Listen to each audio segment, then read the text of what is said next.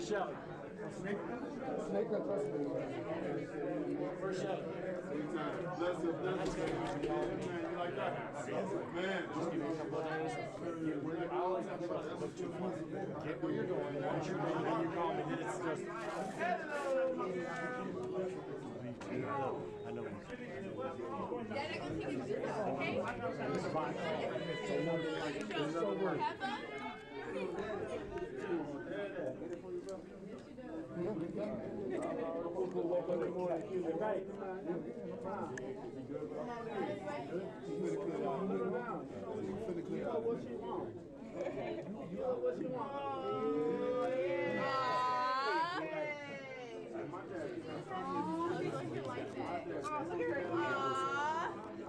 KK, we love you, KK. She's patting your back. We love you, KK. KK says she's sleepy.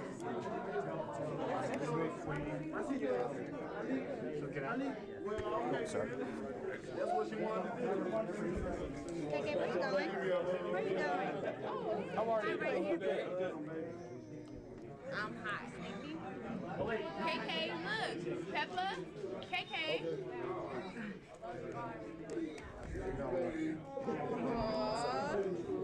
KK, Peppa.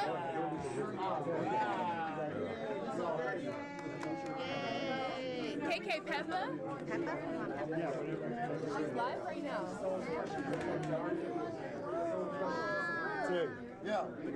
Drug testing.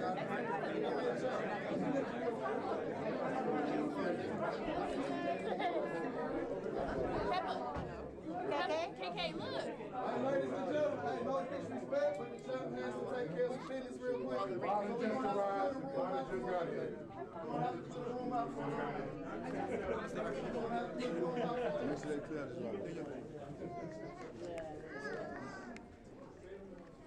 KK. Peppa. Mommy.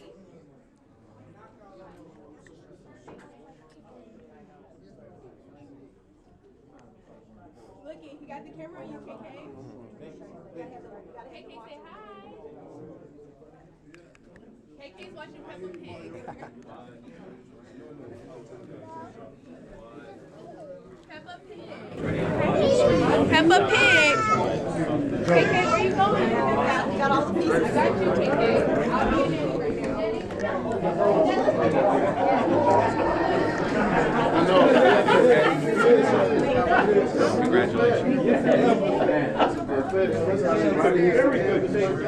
What's the subject? What's the picture taking?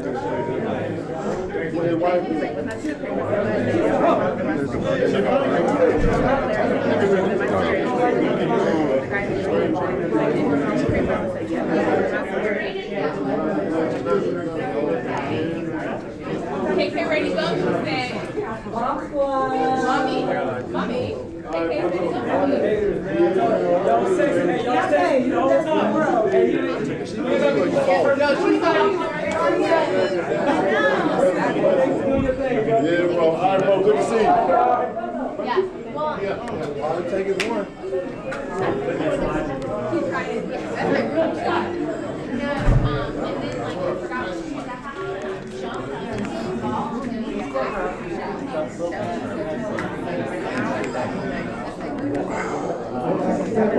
February, I'm gonna fix this shit. I can't be here in February, so wait till the next one. I'm going to be in Europe.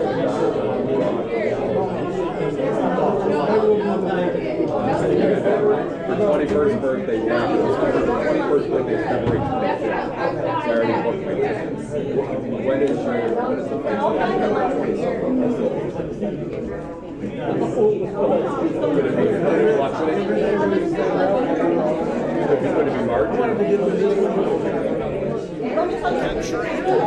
Super Featherweight Championship by unanimous decision with an excellent performance over Miguel Flores. Ladies and gentlemen, please welcome the new 130-pound champion.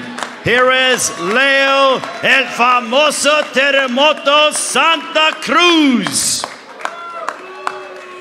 Leo is joined by his father, Jose Santa Cruz, as well, a champion in 4 divisions. Leo, if you have opening thoughts, congratulations on the victory. What a performance as you made history here tonight.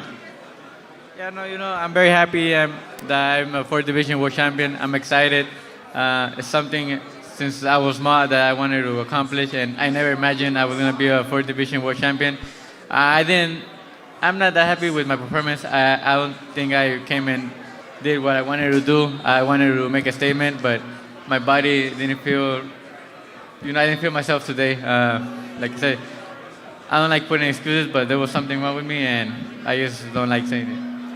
Now we will open it up, Andrew. I believe, Andrew, we're going to open it up to the media for questions. As we do that, I'll ask you another question, Liam. You mentioned about the fact, you mentioned a couple of names in the post-fight interview with Heidi Androl. You mentioned Gervonta Davis. You also mentioned Gary Russell Jr. Is that what you want next as we head towards 2020? Of course. I want the big fights. I want to be in one of the best. I want to be ranked in the pounds for pounds in the top 10. And I know that doing that, I have to fight Gary Russell or Gervonta Davis, and that's the fights I want in 2020. All right, now we'll open it up to the media for questions. Hey, Leo, first of all, congratulations. Thank you. How do you feel joining the list of Mexicans? You're joining Jorge Arce, Juan Manuel Marquez, and Terrible Morales, and Canelo. Now you.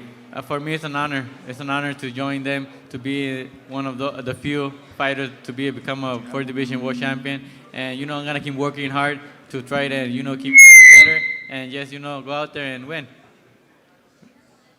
You have a question over here with Keith? Leo, obviously Gervonta Davis and Gary Russell are the sexier fights, but Rene Alvarado pulled off a big upset tonight, knocked out Andrew Cancio. Do you feel maybe that you need to fight him to really be the WBA champion because Cancio had the title before you won tonight? I'll fight whoever my team, my promoters, whoever they put me against. I'll fight against them, but I want to prove myself. I want to show the world that I'm not scared of nobody. They say that I'm avoiding Gary Russell, and I think Gervonta Davis is a dangerous fighter. And what other fighter can I go out there and challenge to prove to people that I'm not scared of nobody and I'm here to fight the best? Leo, aquí en español, ¿cómo estás? Felicidades por tu nuevo título. Dos preguntas. La gente de México no termina de convencerse con Canelo Álvarez como su máximo representante. ¿Qué opinión te merece Canelo primero y si a ti te gustaría tomar ese papel? No entendí la pregunta. ¿Lo puedes decir otra vez? Hey guys, can we lower it a little bit here and have the media ask the questions? That way the fighters can hear the questions. Can you repeat the question? ¿Qué opinión te merece Canelo y si a ti te gustaría ser el ídolo del boxeo mexicano? Oh, sí, claro. Para mí Canelo es un gran peleador. Es uno de los mejores. Para mí es uno libra por libra número uno. Ha peleado con buenos peleadores y para mí es el mejor ahorita que hay. Y claro, a mí me gustaría ser, como él, llegar a tan lejos como él ha llegado y ojalá en el futuro yo voy a trabajar duro para llegar tan siquiera un poquito a lo que él ha logrado. Leo, congratulations on the win tonight. Superior performance. Outside of Gary Russell and Gervonta Tank Davis, who's next that you would like to fight in the 135-pound division? The truth, right now those are the names I want. Gary Russell and Gervonta Davis. Those are the names I'm gonna focus on, and I'm gonna ask for that fight. But any fight, unifications against any of the champions, Miguel Berchelt, Sterling Farmer, or the champions that are right there, 130. If I could make a unifications, I'd love to. If not, like I said, I want Gary Russell or Gervonta Davis. How dare you? More questions for Leo Santa Cruz, now the 4th Division World Champion, as he defeats Miguel Flores by unanimous decision. Back to Keith. Leo, I know you don't want to make excuses, but you mentioned before that you didn't feel quite right. Were you injured going into the fight? I wasn't injured. I got sick. I got virus 1 week before 1 week before I came to Vegas. I was 3 days. I had chills. I had fever. I got a cold, and that drained me. I went to the doctor. I got shots and everything. Damn, we're gonna beat her down. We're gonna beat that woman, beat her down. I didn't recover, and I think that was what made me. But like I said, I don't like putting excuses. I didn't want to say nothing, but I had to. Leo, Scotty White, World Combat Sports. How's your father doing? My father, he's doing great. he has pain and everything right now. He's, he was barely being able to go in the ring and stuff like that. But, my dad's strong. He doesn't give up. Even if he's dying, he's still going to come with me. He's going to be in my corner. But, the cancer is in remission. And thank God he was here with me in my corner. Let's give a round of applause to Leo's father, Jose Santa Cruz. What a warrior and a champion in his own right. All right, well, that'll go ahead and conclude our time, Leo. Thank you very much. Congratulations on becoming a 4-division world champion. Happy holidays to you and your family, and enjoy the victory. Thank you very much, and thank you to all the media for everything, and to all the fans. I really appreciate it. Thank you. Leo Santa Cruz, ladies and gentlemen, what a class act as he becomes the 5th Mexican to win a world title in 4 divisions. What a performance from Leo Santa Cruz. Always a class act, always brings his best, whether he's feeling 100% or not, and he gave his all inside that ring here tonight. So champion now at 130. He's been a world champion at 118, 122, 126, add 130 to the list of hardware that Leo Santa Cruz is able to take home. Also want to take this time out to thank all the promoters that were involved in this promotion this entire week. Want to thank Bomb Squad Promotions, TGB Promotions, Tom Brown, Benny Goosen Brown as well. Mayweather Promotions working very hard. All the PR staffs from MGM and also Swanson Communications, BZA as well. It takes a very, strong effort from a variety of different entities to pull off an event of this magnitude during the entire week. Also, want to thank all of you, the media, for going ahead and spending time with us this entire week, wherever you traveled from around the world. I see media from the UK, from Japan, from all over the United States, a lot of East Coasters, Boston, the DC area, New Jersey. Kevin, I know this is a home game for you here in Las Vegas, but we appreciate all of you joining us during this amazing fight week, and we await the champion, Deontay Wilder, along with several other fighters, as we look forward to hearing from them in the next few moments. We will try to get more fighters up here so they can talk with all of you and answer questions from the media. So awaiting our next fighter in a few moments. Yes. I'm going to work on that, and I'll come back with an update. Andrew.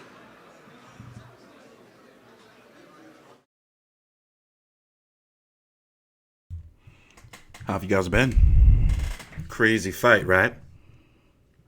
I don't know if Luis Ortiz can rebound from this, especially with the way the heavyweight division is now, with this unofficial Game of Thrones type tournament they got going on. By the way, I guess it's a good time to say that I'll be taking a little hiatus.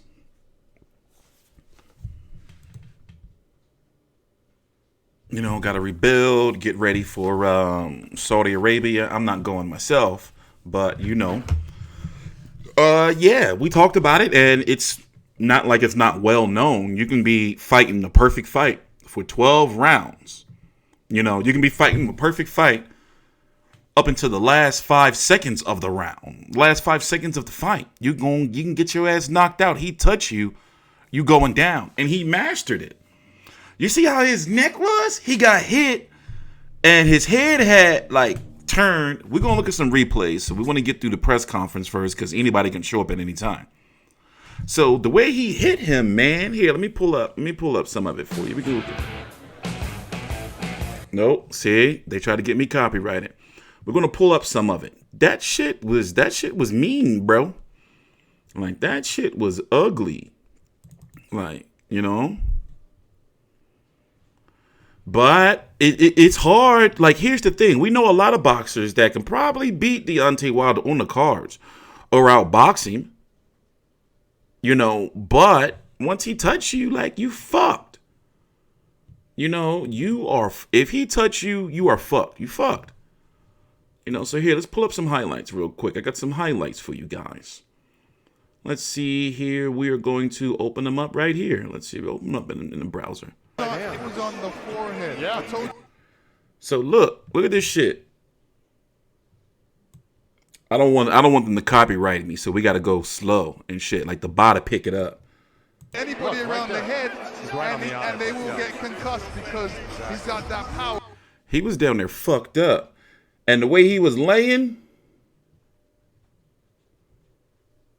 that's how I lay when I get blowjobs.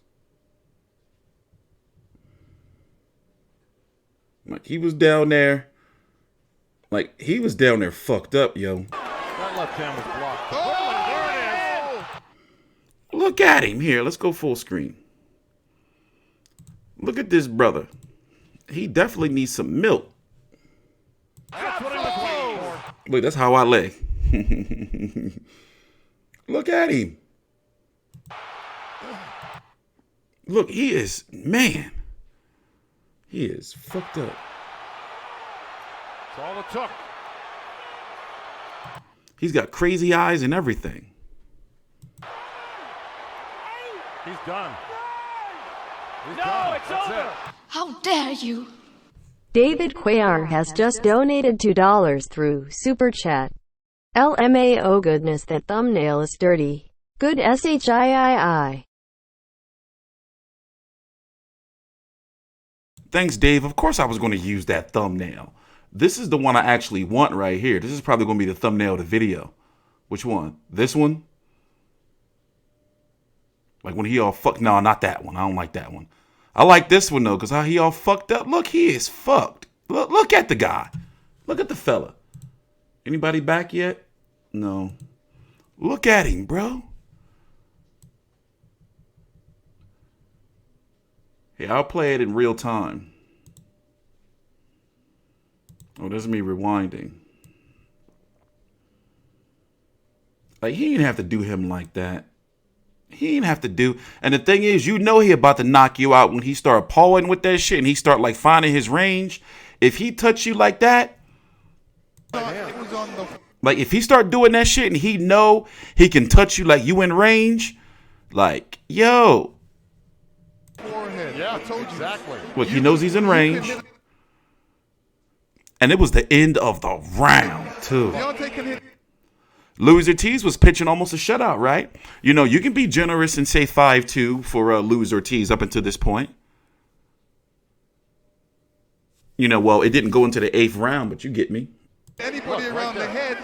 Look what he did. Look, his wig cap almost came off. His little wig cap almost came off.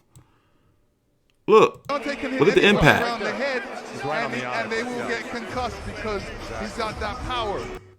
He punching people in the head, man. In the head.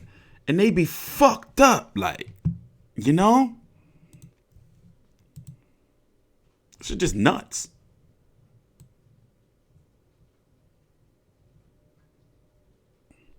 And Luis Ortiz was pissed. Look, he was pissed. Wow. Deontay Wilder is still the heavyweight champion. Ortiz upset. Let's go to Jimmy Lennon in the ring. One judge had it 4-3. Well, see, here's the thing. Those first 3 rounds, like, nobody wasn't doing shit. You see what I'm saying? So, them first 3 rounds, nobody really wasn't doing shit. You know? And how did a judge have it 4-3 when he got knocked out in the last round? But I get what you're saying. By the way, Larry Hazard pisses me off. Like, I don't want to see, like, he be on some bullshit, like, for real. Like, why does he have to be there? Well, he is, you know, got a contract, so he's got to. But yeah, let's listen into the post-fight interview. I can't show it to you guys because they're going to be triggered as fuck. Did I actually let it play through? I don't think I let it play through. Yeah, I did. Let's listen in. Please subscribe. Cementing his legacy, burnishing his reputation as the most dangerous man in the ring today. A 7th round knockout. Again, there are heavyweights out there that can say, no, wait, I'm the real heavyweight champ. But this man proves it again and again. Let's go to Heidi Androl. Thank you very much, Brian. He just gave me a nice little fist bump and said, I'm back to me. Let's not make them wait. Let's do the bomb squad right now. Bring it. Bomb squad! All right, I promise that's the last time I'm going to make you do that tonight. Congratulations to you, Deontay. I know how much you wanted to prove that you are the baddest man on the planet. It has been decades since we have seen a heavyweight do the things that you've done inside this ring. It's been since the times of Tyson, Lennox Lewis. Because the way it works, for people who don't know, I put this disclaimer up there because the way it works is the bots pick up on the video, right? The copyright bots, and they shut the video down. You think I want this dumb shit up there? Trust me. Trust me, I know what I'm doing. I go through this every week. What does it mean? Emphatic statement that he. Yeah, I forgot I had rewinded back. So let me pull up the footage of the post-fight interview. They're getting the fighters ready at the post-fight press conference. Oh, wait. Ray Flores is back. There we go. All right, ladies and gentlemen, we want to bring up a man who represented Cuba exceptionally well tonight. He once again gave a heck of an effort. Please give a round of applause to King Kong Luis Ortiz. Joined by his family, trainer Herman Caicedo, who will translate. And also for those media members who are just looking, Ortiz was ahead on the scorecards through the first 6 rounds, 59-55 on 2 scorecards, 58-56 on the other.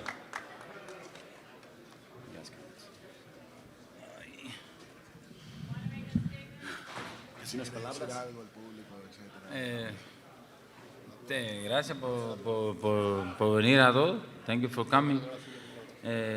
Nada, esto es lo que debía suceder. O él o yo, y nada, estoy contento de lo que haya pasado. Esto es boxeo así. Thank you for coming.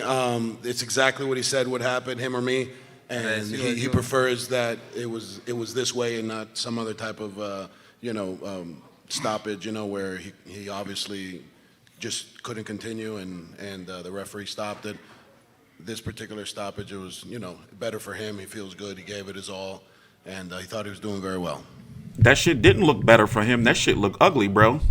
Maybe he is Wilder concussed. in the 6th round, it appeared that he backed away from you at some point and was trying to hold you. Did you think you hurt him?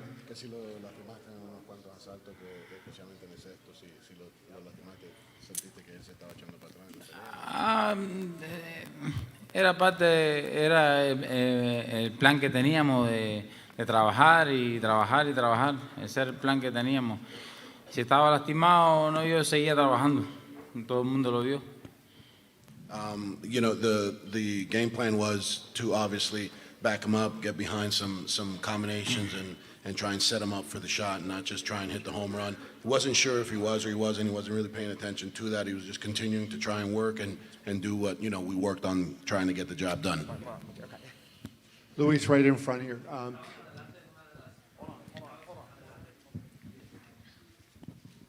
Luis, estabas adelante en las carteleras, en las tarjetas. ¿Sí sentías así? ¿Sentías que estabas dominando la pelea? Sí, yo me sentía concentrado y haciendo mi trabajo. Estaba haciendo todo el plan que Germán me estaba diciendo que era el que había que hacer.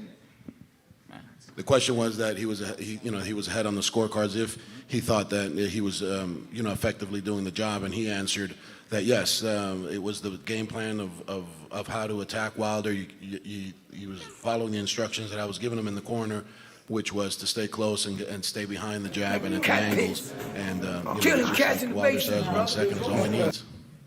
Luis, right in front here. I'm wondering if you were surprised by the way Wilder fought you, not throwing a lot of punches, seemed like he held the right hand back a lot of the night. And secondarily, if you can answer, how do you think Tyson Fury would do against him in a rematch now that they've been in together? Que él piensa que Wilder hoy no estaba peleando tan agresivo, que estaba más respetándote a ti, especialmente con la recta, no la estaba tirando bien. ¿Cómo tú crees que en la revancha de Tyson Fury va esa pelea con ellos? Bueno, es diferente. Somos Fury y Ortiz son dos boxeadores diferentes. pero yo pienso que Wilder no le va a tener ningún respeto a Fury y le va a ganar bien. Him and Fury are two complete different fighters, and he doesn't believe that Wilder will probably respect Fury in a rematch and might, have the same outcome by, knockout victory. Luis, straight in front of you right here. Rick Mohammed, Brawler Sports Media. Hey, champ, how did you feel the momentum and the tempo and the pace that you set versus the first fight? Did you still feel stronger? You could have went this whole distance, and do you think you would eventually caught Deontay and might have got the stoppage? ¿Cómo te sentías físicamente en esta pelea comparada a la primera pelea, en el paso que estabas llevando y en el ataque que estabas llevando? ¿Cómo te sentías? No, todo el mundo vio, yo estaba físicamente y mentalmente estaba preparado, estaba enfocado en el trabajo, pero esto es el boxeo, un descuido y Deontay es un bombardero y me conectó. Everyone was watching the fight, obviously. He doesn't have to say, if he was or he wasn't. Que el árbitro podía darme la oportunidad porque yo sentí que me... And yes, he was, in great shape, both physically and emotionally, mentally, and he was prepared to take this fight as long as it needed to be, to answer your question, whether it was going to be a knockout or a decision win or a clear-cut victory. His only gripe is obviously he really feels that being a championship fight, it's a grudge match, and these guys, the ref probably could have just let it go on. It was 8 seconds left, 7 seconds left. Let's see what happens. Recover in the corner. It's, give him the benefit of the doubt. And it is what it is now, but, he's, as you see, he's very upset that didn't happen because he's a fighter. He wants to fight, Straight in front of you guys. Herman, could you ask Luis, the right hand that ended the fight, I wonder, did he ever even see the I wonder shot? how many fleeces Dan Rayfield got. And I've seen him in public, like multiple times, in person, multiple times with those fleeces. And they do look comfortable. Performance fleece, I'm guessing. He says no, that he was slipping, the wrong way, kind of just like a check, and was looking to see if he can come back with something, and the right hand snuck right in. He says if he would have seen it, he'd still be fighting. My follow-up question for you guys is, if Luis could just, I know it was a disappointment, obviously, losing for the second time in a world title fight against Deontay, but if Luis could just sum up his disappointment about, because he was winning, it seems so easily up to that point, and to just have it just Concio disappear got in a split KO'd. second. ¿Cómo te sientes, obviamente, sabes, mal, pero si puedes decir en palabras, ¿cómo te sientes? Estabas ganando la pelea y se paró la pelea en medio segundo. En show. He's in shock, just really no words, just in shock and disappointed, and rightly so, yeah. Luis, first of all, congratulations on putting forward such a great effort. Deontay mentioned that some of the best heavyweights in the world should induct you based on the fact that you lost to him today, and that they should still be willing to fight you. At this point, you're 40 years old. If they're unwilling to fight you, where do you go from here? Do you look to continue to fight? I see Luis Ortiz, Adam Kownacki, after Luis Ortiz gets a win. That's what I see. Luis Ortiz, Adam Kownacki.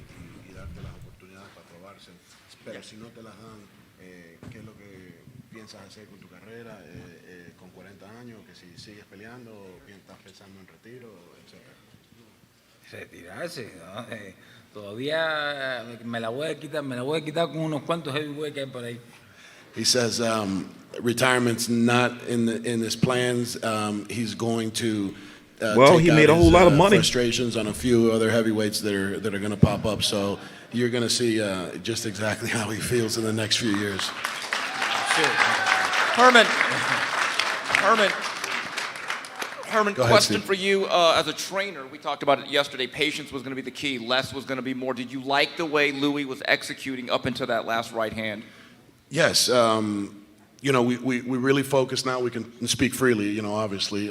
We really focused on. What up, Too Tough? closing Y'all, the that's gap, very Al staying in the Heymanish. mid They're to going to get him a short win range, first, just probably getting like past Charles the Martin, because they jab can and sell that. really pivoting then out on Kwanowski. the angle. Or Brazil. And we knew that Wilder and his team, great team, were going to try and close the door from Lewis's, pivoting foot. So we started going the other way and then come back to that side. And it was working very well. It kept him a little off guard. And obviously the jab is paramount with any southpaw. If they don't jab, it's because they don't want to win. He's got about It's that 7 simple. million. Southpaw should always be jabbing.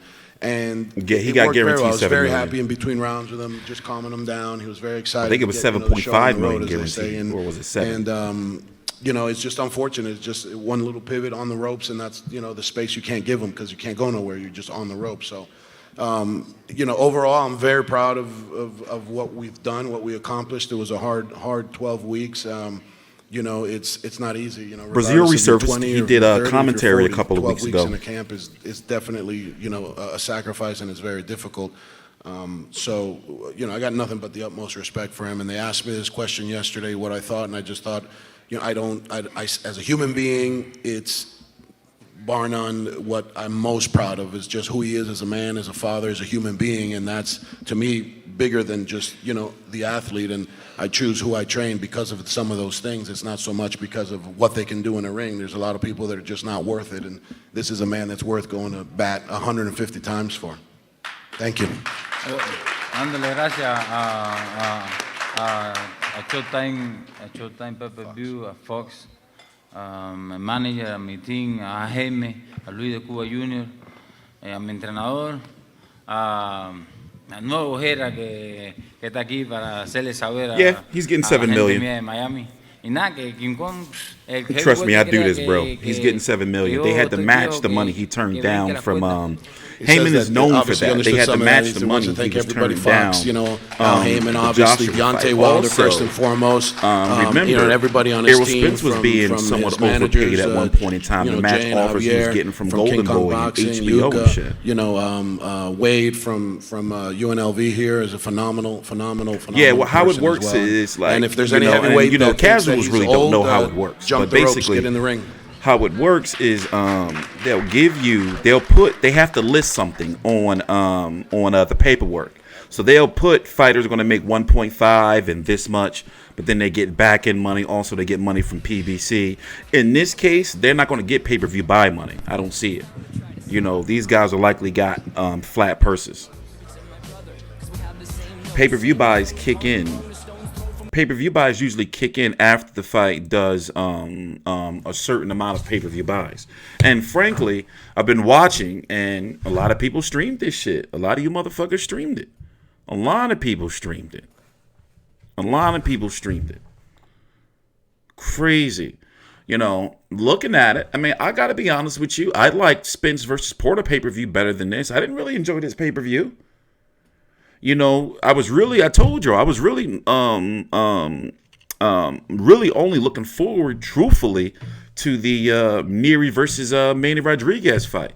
And that's good for Manny Rodriguez. I understand he lost a lot of money, wasted a camp and everything like that. But look what happened to Omar Figueroa tonight with a draw against a guy who missed weight by 4 pounds. Either way, I don't really rate Brandon Figueroa very highly. I like the kid, but that style, like watching that shit, I don't like that shit. So, the Leo Santa Cruz fight, it's like, bro, I get it. I already know how Al Heyman treats Leo Santa Cruz and, giving him cherries and shit like that. Like, I didn't, like that was bullshit right there, and they're trying to sell pay-per-views, and I be wondering to myself, like, what do they really be thinking? Like, do they have meetings and say, like, this is going to sell? Like, sometimes, I guess what I'm asking is, sometimes do you feel that, like, they be out of touch? Like, these people, when you hear, like, the interviews and shit, like, they be thinking, like, well, no, this is going to be a bigger fight. Like, they really be thinking these shits be big. They really be thinking these shits be big. And I was watching and reading the comments because I was watching the Wilder Ortiz All Access on PBC on PBC on Fox YouTube page. It's a very good concept where they basically have all access in the fighters' locker rooms for about 3 hours or so up into the fight.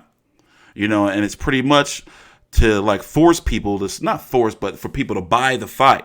And it'll say right there, buy now, buy now, buy now. And then it cuts off when they have their ring walks. But all you see is in the chat is people giving out links and asking for links to watch the fights and shit.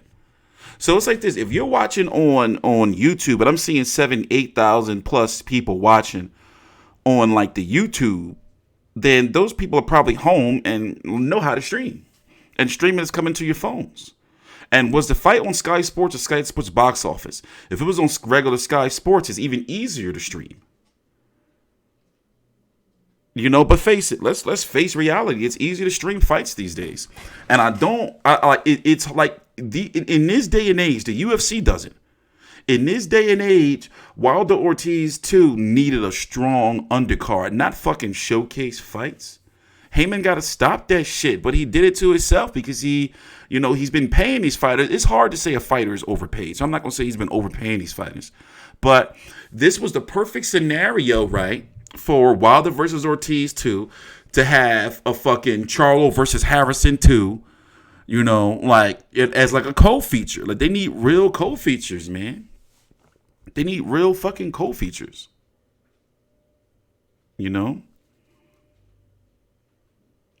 Figueroa had a fight was because the guy he was 2 weight classes heavier. No, but still, that Figueroa style, come on, bro. Him and Omar fight the same way. Eventually, he's going to meet a boxer. And that shit, like, that Figueroa style, they're fighters. They're not boxers. That shit don't last. We've seen that pressure fighting power puncher shit don't last. What happens when he can't bully and push through? But that Figueroa style, we've watched enough boxing. I cover hundreds of fights a year, hundreds of boxing videos, hundreds of fights where I'm sitting here watching these shits. I watch these boxers. And I'm just waiting, a Navarrete, put them two together. Navarrete, WBO, 122-pound champion, where Figueroa was 122-pound bullshit WBA world. This is not a knock to Figueroa. I hate that fucking belt. F.A.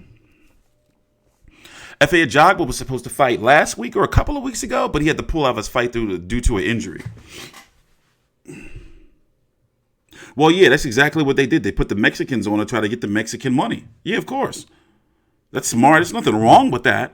But it's like, bro, after all these years, I'm starting to see Al Heyman go back into his old habits with some of these fights. And it's like, do he really think, for example, don't you know, they're trying to sell us, I have to buy it. They're trying to sell you Leo Santa Cruz versus Tank Davis on pay-per-view. They really trying to do that for 2020. That's one of the reasons why Leo took this fight. They're really trying to do that on pay-per-view. On pay-per-view. Now, don't get me wrong. It's an excellent fight. Years ago, but would have been pay-per-view. But not now because Leo Santa Cruz didn't bullshitted around too long. Leo Santa Cruz is not him. I know, that Al Heyman picks his fights. He's bullshitting around too long. After the Cole Frampton fight, the Cole Frampton second fight, the Abner Maris rematch came too late. And then they do this shit. Remember, Leo Santa Cruz has regressed. He was fighting bullshit fights on Mayweather as Mayweather co-features. And then he's doing it now as another pay-per-view co-feature.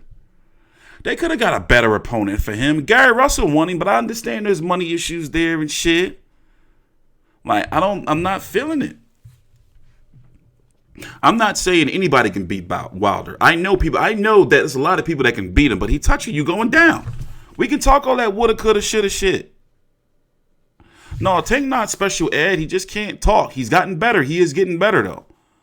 I'm sure, when he be around his homies and all that shit, he can talk. But once that camera get on him, he's gonna be on some shit. Even when you interview Tank, I've interviewed him before. Remember, he used to have a real big problem when he used to talk low. But no, Tank can hold his own. But it's just that he not there yet.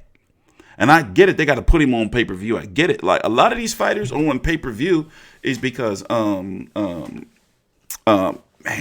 he say y'all got to sell yourselves. You see what I'm saying? PBC is doing 4 to 5 pay-per-views. No, Fox is doing 4 to 5 pay-per-views next year. Not counting Showtime. Crazy. You know, and I'm looking at this pay-per-view and I'm thinking like, yeah, Barthélemy got knocked out. That's what's up. I don't like the Barthélemy brothers. I hate them, their fucking fighting style. So that was what's up. Marcellus Wilder, Deontay Wilder's brother, got beat up. Well, he got knocked out. Like, just knocked out.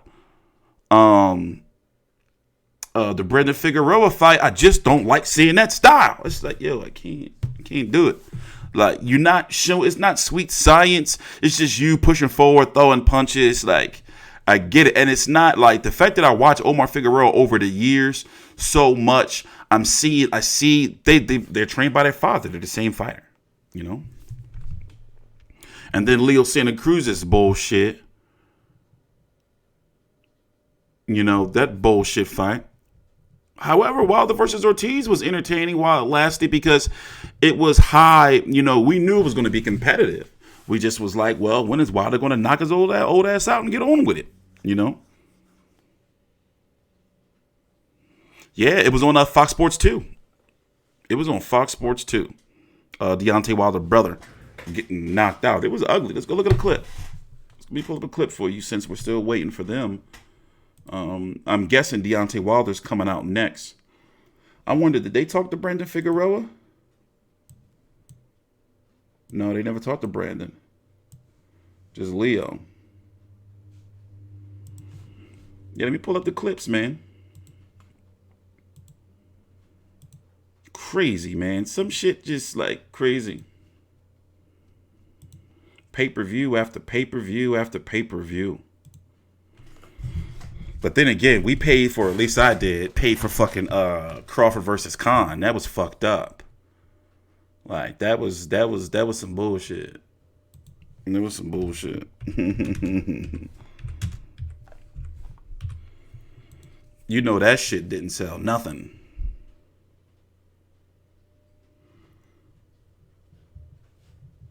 This guy right here at the bottom, you see right here, his name is Evan. He's oh man, don't get me started. But he's the head of media over at Top Rank. That was Kelly upstairs. I wonder what they talked about. Anyway, what was I doing? Oh, pulling up these highlights for you of Deontay Wilder's brother getting his shit pushed in. He was winning the fight. To this day. Thank you. To this day. Thank you, whoever just subscribed. Let's move over. Oh, yeah, that's going to be upgraded to Luis Ortiz now. So, yeah, that's going to be upgraded. There we go. He got his ass knocked out. First on my right. Here, let's go. Let's go to the knockout. Let me show you what you're here to see. And the thing is, he was just looking. Like, when he was on the way down, he was looking at him. Oh. Like, he was looking at him as he was on the way down. I'm like, here, let's go full screen.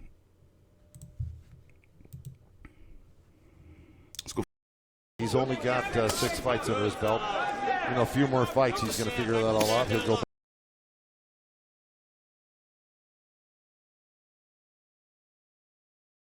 back. Body and head. I'll say this. He throws a no! Down he goes. One shot. Jay Nady says this is over. Out of nowhere. Dustin Yeah, that was ugly. Let's get the slow motion shot though. That was you got to see like what a slow motion shot. Oh, I'm gonna have to look it up on my and I was looking like what the fuck is he looking at? But yeah, it was ugly for him.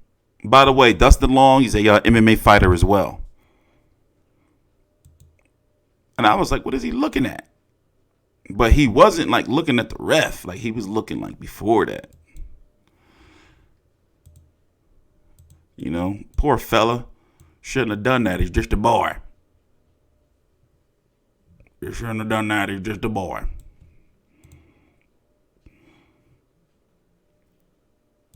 Yeah, he turned it over. Like, I got to see. They didn't really show the slow motion one. Here, I can look. Let's slow it down for you. Normal speed. There we go. Let's slow it down. Look where that shit come from.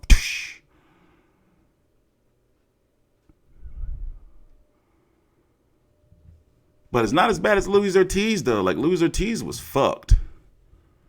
Luis Ortiz was like fucked up. Like, his neck got stuck. And I was like, oh, that shit broke. Deontay Wilder broke his neck. This shit was like, he looked like some fighting game shit. What is this? I mean, don't get me wrong. I like when shit be elaborate, but it's like, this shit was crazy right here. I thought they had the highlights up. So what the hell is taking Deontay Wilder so long? I know he had to get his medicals and drug tests and all that shit like that, but what's taking him so long? You know what's crazy is that he's mastered like that shot. Like, he start touching you and tapping you, and before you know it, you done. Like, Luis Ortiz was done. He just was fucked up. Look, lining him up. You see it, lining him up. Lining him up. Lining him up. It was on the forehead. So he knows he's in range. I told you. Exactly. You could. Luis Ortiz got his hands down. You can't make no mistakes with Wilder because all it takes is one. Deontay can hit anybody around the head, and they will get concussed because he's got that power. And look at him. Look how he laying there. He was hot. Always exciting. Wow. Deontay Wilder is still the heavyweight champion. I mean, he got his money. Oh yeah, people saying it was a fix. Y'all think it was a fix? People say it was a fix. Was it a fix? Look at that shit. Like, and the thing is, his head was like, but it wasn't laying on the ropes. Like, those eyes were creepy though. The eyes is what got me. That's what did me in. Like, the way he was down there looking. Like, when they had first, look at his face. Look at the anguish on his face. He like, shit. Shit.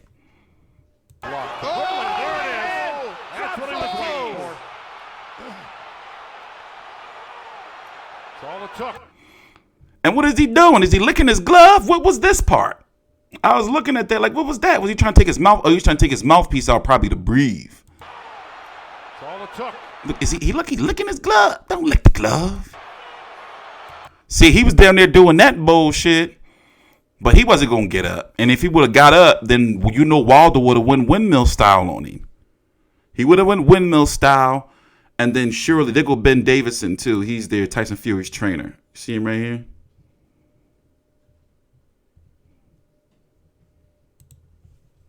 But yeah, he he was going to Wilder was going to go windmill on him.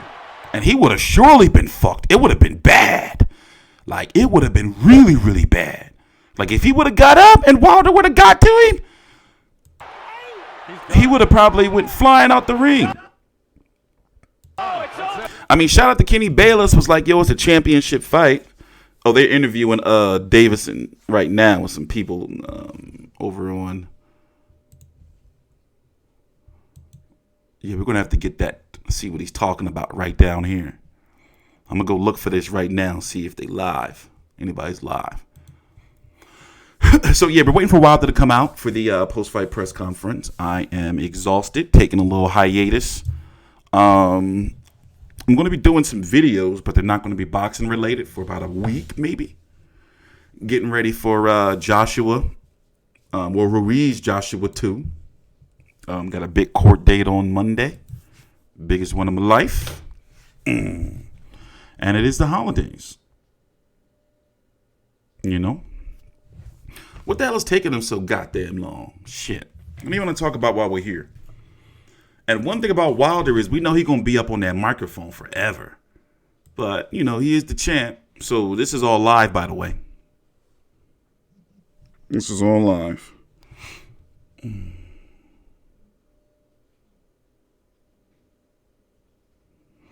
No, that was I like that count. That was a good count. Let's go look at it. That was a good count. Think it was a fix. I think it was a fix, huh? That's all it took. He's done. Nah, that count was legit. You know, maybe because we were watching it and it seemed like it was slow because, you know, adrenaline and all that shit, time slows down, whatever the fuck the case was, you know. Don't get me started on Floyd. I don't want to talk about Floyd no more. I told y'all that last night. Don't get me started on that motherfucker. Well, what did you expect from the fight? I mean, we got the knockout. For people saying that it was boring, we knew it was going to be a chess match because it was a rematch, and we knew that Luis Ortiz was trying his best not to get knocked out. So a fight like that, I mean, you know, I expected that. What did you expect from them to be trading punches as heavyweights? You know?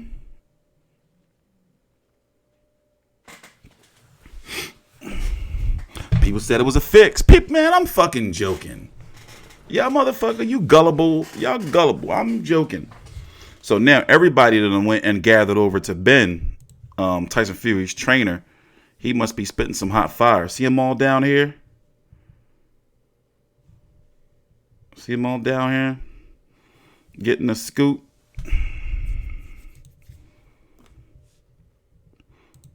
So yeah, the Wilder Fury fight is done amongst the fighters, but there's no network deal yet. Ain't that crazy? So all that shit we've been hearing about, it can be on ESPN and Fox. That's not guaranteed. You know, that's not guaranteed. But it's supposed to happen at the end of February. So which means, especially in this case, the Tyson Fury fight didn't do well. Deontay Wilder fight, let's see how that does on pay-per-view. You know, interested in hearing how many comps there were for tickets, but I think that for a big star, but it is over here in the States, and it was at the MGM, the T-Mobile Arena, where it shouldn't have been. But Tyson Fury, like, he's been having some horrible ticket sales, man. So what I'm saying is this, like, they got to promote Wilder Fury 2 now. They got to start doing that shit, like, now. So if the fight happens in February, you would think it would be announced in December. Get a press tour, you know, then they go into camp for the holidays. You know, I wouldn't wait until January to announce this shit. And you know, a lot of times Heyman has been known, like, to announce fights and then they happen like a fucking month. But with pay-per-view, they got to get that shit. You know, they should have been already had, like, a lot of this stuff, like, already sorted out, you know?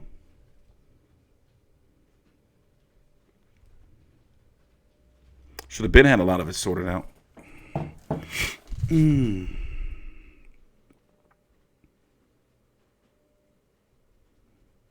Yeah, but you got to think, right? Yeah, I've been hearing I've been listening to the radio actually in my car a lot the last couple of days, and the ads been out there, but it's like commercials. Okay, who are the commercials appealing to? Like, I'm not saying no, don't ever do commercials and shit, but yo, that shit, you know. Hergovic, he's not in the mix yet. That's why I'm not talking about him. He's not in the mix yet. You know, I cover him, but he's a fringe contender. He's not in the mix yet. So would I believe that he would fight? We would see him versus Deontay Wilder? Nah, that's too far down the line. I'm sorry. You know, so let's talk about the heavyweight division real quick, since they taking their sweet ass time getting to this press conference. Deontay Wilder's somewhere doing something. Maybe he doing his interviews for Sky, or I don't know. Let's see. Let's pull up the post-fight interview. And we're going to go from there.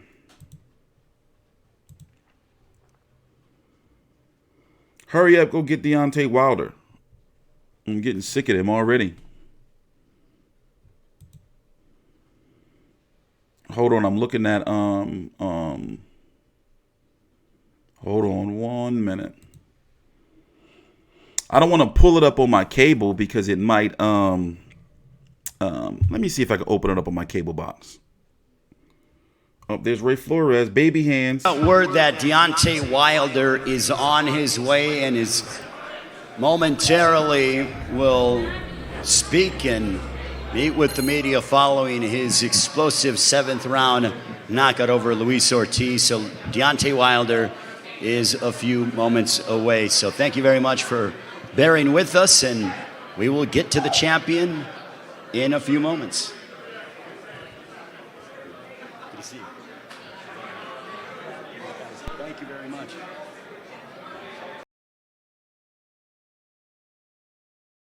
Hold on, I had it paused, and now the shit's fucking acting stupid. This is my cable. Let's see if we can find this damn. Let's see if we can find this. Damn.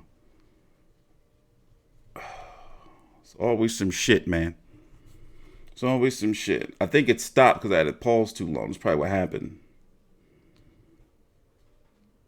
Yeah, I think. Let's see. They're going to make me fucking fast forward through the whole shit. You bastards. Hold on. Let me get this post-fight interview. Where are they at? Wilder's doing something, they're saying. Probably getting his testing and all that shit still taken care of.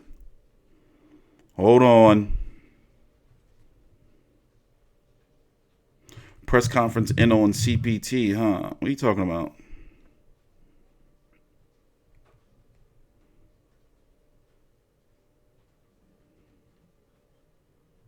Yeah, they're going to make me fast forward the whole shit. They restarted it. So I had paused it after I had finished doing my video. I said, all right, we're going to be ready for the post-fight press conference. So I'm going to have the interview already pulled up. Oh, they fucking with me. Look, they're not letting me fast forward. They're not letting me do the super fast forward like I like to do.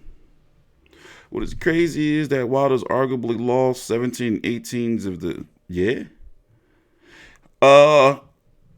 How many rounds has Wilder fought this year? How many rounds has he fought this year? See, I can play the post. You know what? Fuck it. We're going to do it this way. I'm going to cheat. Y'all want to hear the post-fight interview from him and Ortiz? I'm going to cheat. And y'all not going to like it, but I'm going to do it this way. So I'm going to play it from my video that I did earlier. You know, that's what I'm going to do. What are they doing over here?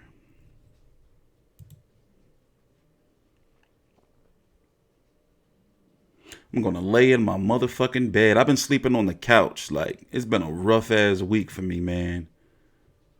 A rough-ass week. I can't even put in the words. Take my ass in my bed. All right. And go from there. Hold on, guys. Hold on. We're here. I mean, I could just play some music and let y'all fucking look at this more coming soon screen. I mean, you know, what is there to talk about? By the way, I'm starting to lean more towards Joshua to beat Andy Ruiz in a rematch. I know it sounds crazy, but yeah, that's where I'm leaning, bro. Here, I'm going to play the post-fight interview for you, but it's going to be from my video that I did earlier. All right? So here. For those who haven't seen it or want to see it. Or hear it, at least. Deontay Wilder! Cementing his legacy, burnishing his reputation as the most dangerous man in the ring today. A 7th round knockout. Again, there are heavyweights out there that can say, no, wait, I'm the real heavyweight champ. But this man proves it again and again. Let's go to Heidi Androl. Thank you very much, Brian. He just gave me a nice little fist bump and said, I'm back to me. Let's not make them wait. Let's do the bomb squad right now. Bring it. Bomb Squad! All right, I promise that's the last time I'm going to make you do that tonight. Congratulations to you, Deontay. I know how much you wanted to prove that you are the baddest man on the planet. It has been decades since we have seen a heavyweight do the things that you've done inside this ring. It's been since the times of Tyson, Lennox Lewis. What does it mean to you to finally be able to say, and do you feel like you're finally starting to chip away at those critics?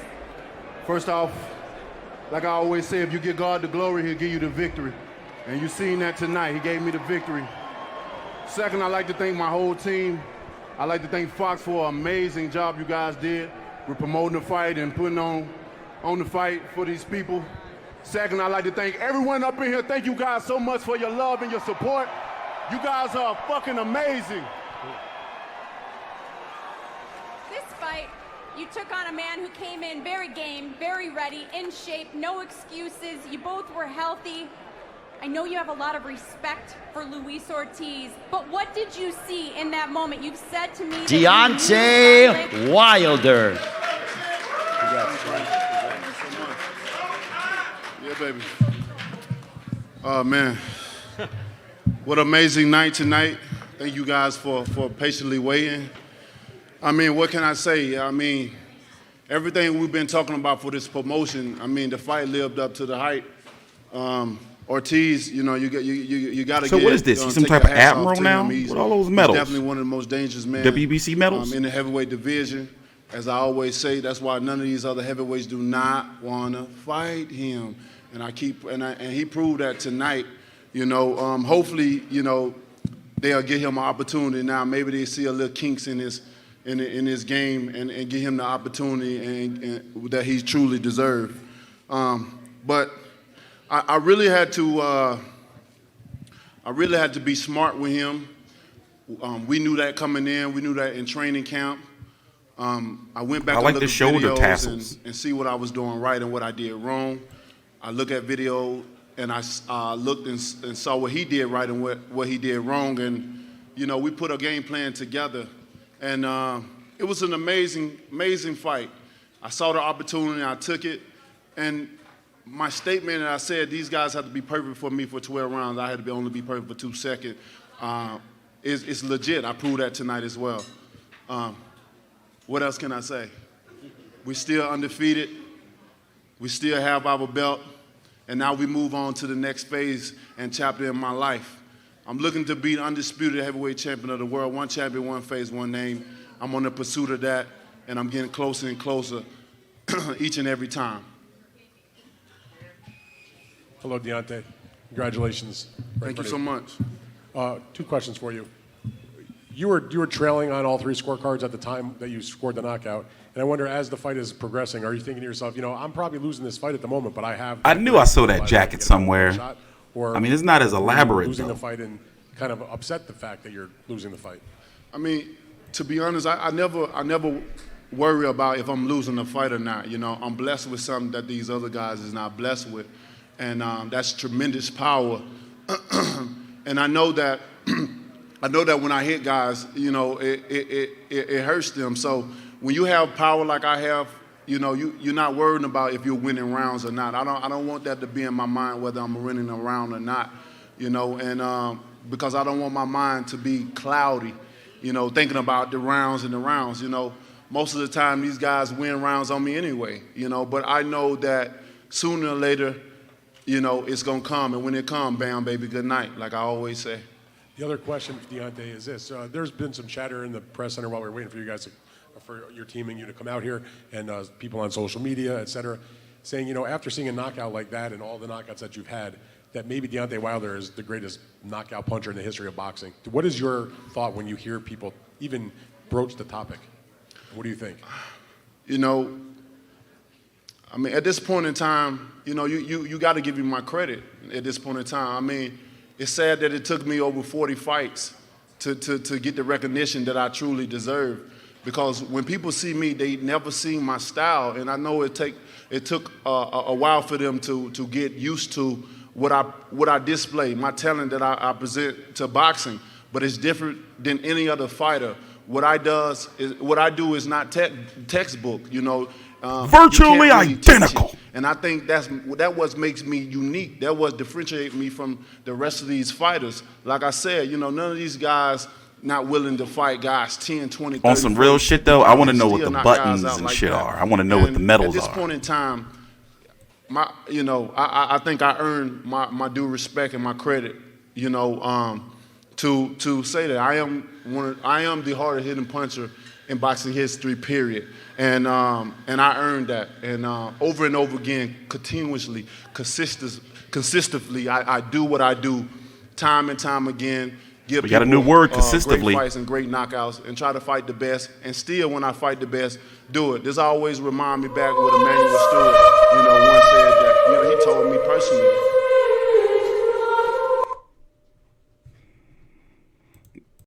Thanks, bruh. Scared me, but thanks. That you know, he said you're fighting little You, me. oppositions right Cool name. now, but even when you move up into the, you know, so-called top, what people say the top, you're still gonna knock them out. He told me that personally, and I'm fulfilling that what he told me. So may he rest in peace. Deontay over here. The person who actually was crediting your power was Tyson Fury's trainer, Ben Davison, but he also said that he saw a couple of holes in your game that they plan on exposing in the next fight. Considering that Fury was outboxing in the first match, how do you go with a different game plan in a second fight, considering the circumstances? Well, you know, each and every fight, every fighter, you know, every time a person fight, they, you know, that's the saying. We see different holes, we see different things. You're not going to be perfect in a fight. No one is. So, you know, I hope he took notes and carry it back, you know, to this camp, because I'm gonna knock Fury out like I did the first time, point blank, period.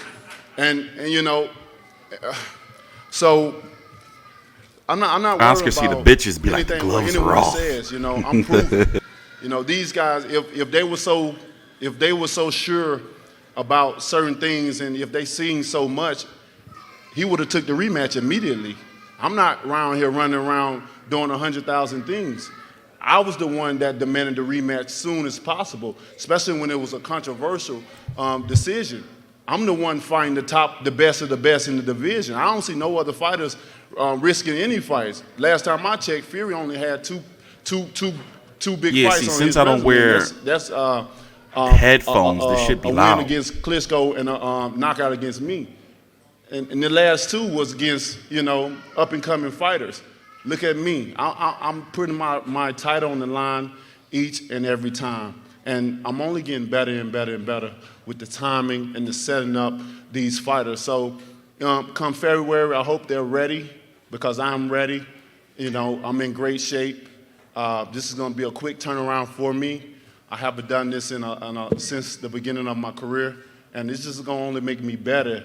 You know, fighting the oppositions that I'm fighting, you know, doing it often and getting ready to go back in there February again. So I wish those guys good luck. I hope Ben took a lot of notes, and because I'm ready.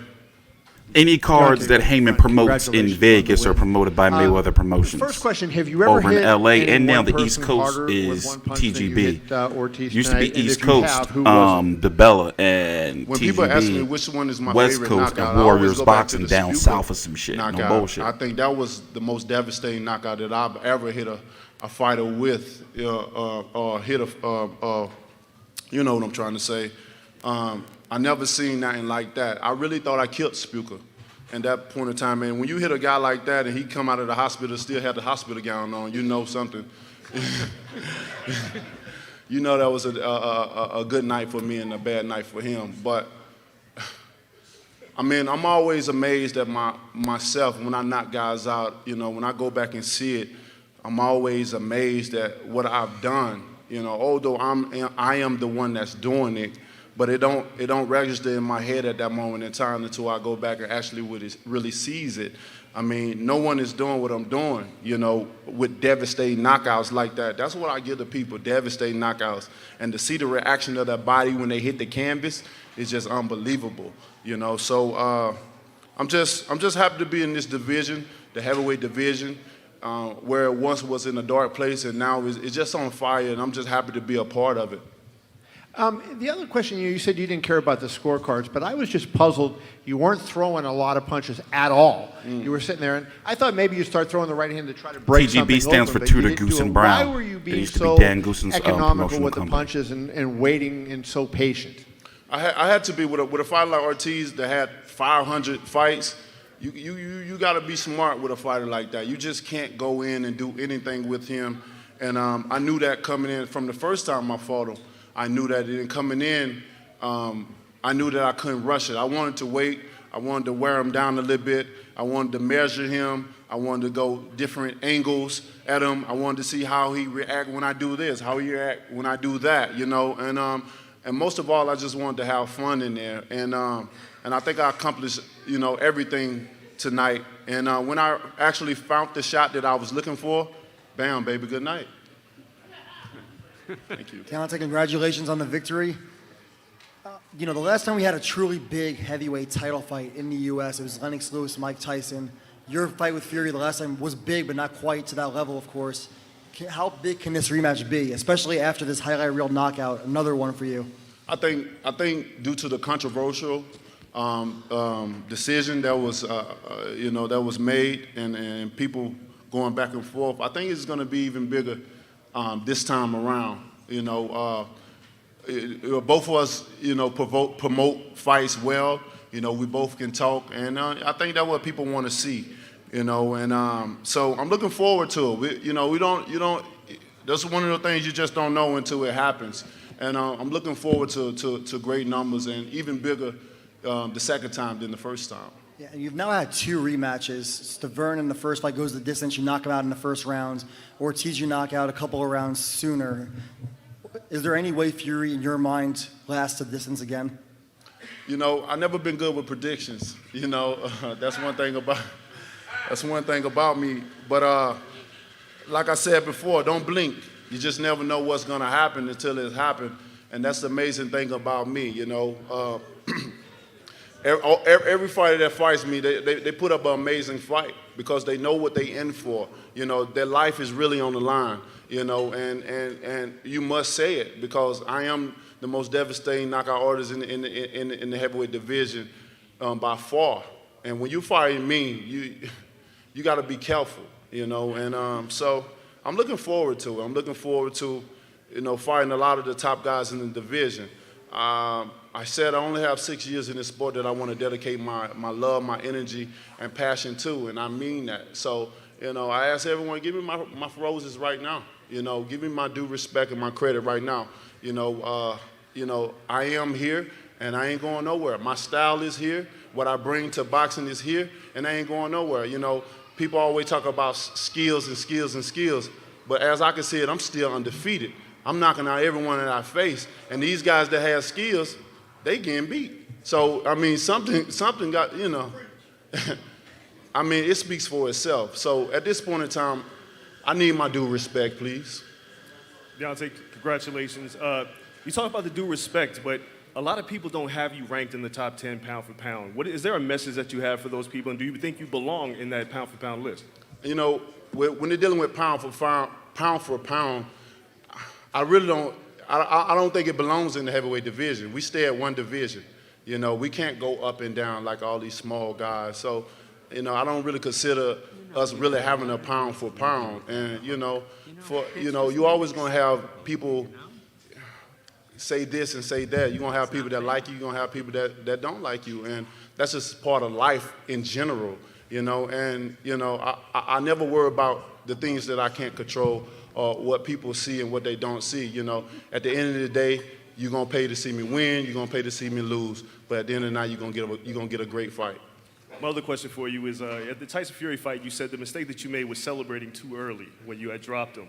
When you knocked down Ortiz, you kind of celebrated again. Was there any concern that he might get up after you dropped him?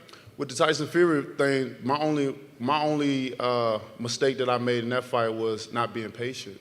You know, I felt at that moment in time I had the world in my hands.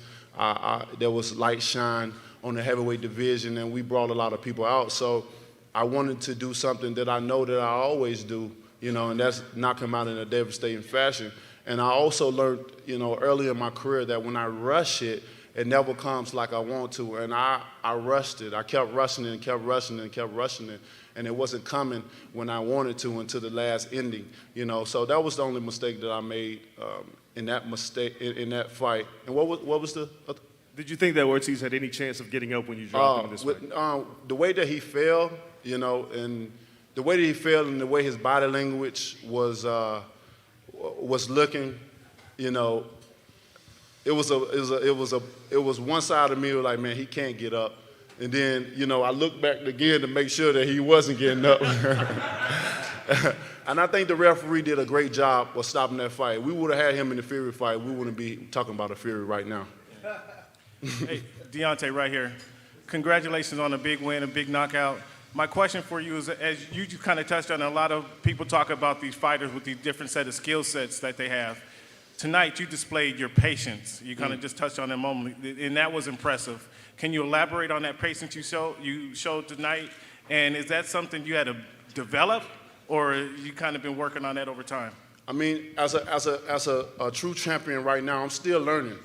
You know, I started boxing late, so you know I'm still learning, and I love to learn. I love to continue to learn, because if I wasn't still learning, then this would be boring to me already. You know, the knockouts that I have, this is be like, it's boring now. You know, so I love to continue to learn, and with Ortiz again, I had to be smart. It was